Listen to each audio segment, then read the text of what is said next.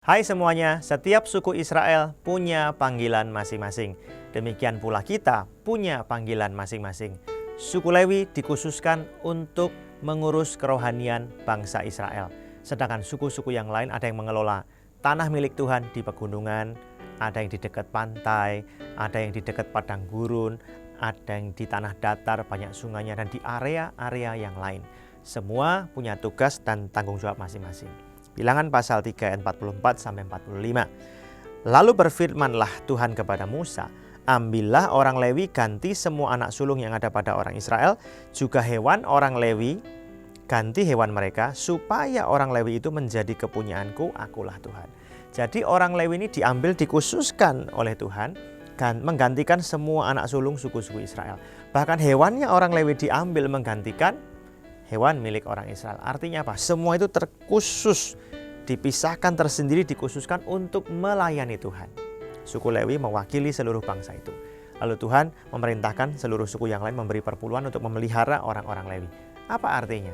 Orang Lewi ngurus kerohanian bangsa Israel, yang lain punya bagian mengurus tanah milik Tuhan, ya. Sedangkan penghidupan orang Lewi ditanggung oleh suku-suku yang lain. Artinya Tuhan menata setiap orang menurut panggilannya masing-masing. Setiap suku menurut panggilannya masing-masing. Demikian pula kita. Tidak semua dipanggil oleh Tuhan melayani sepenuh waktu. Jadi full timer, bekerja penuh waktu di gereja. Ada orang yang dipanggil Tuhan jadi bisnismen dalam bidang A, dalam bidang B, dalam bidang C. Ada yang dipanggil Tuhan masuk dalam pemerintahan, jadi anggota dewan, jadi aparat sipil negara. Ada orang bekerja berkarir.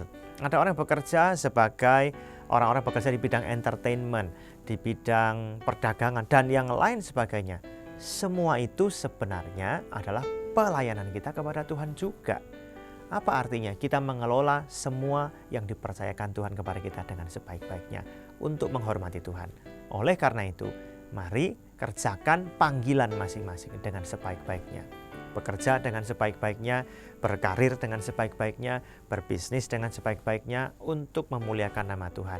Pendek kata, lakukan semuanya itu sesuai dengan panggilan kita masing-masing dengan penuh tanggung jawab kepada Tuhan.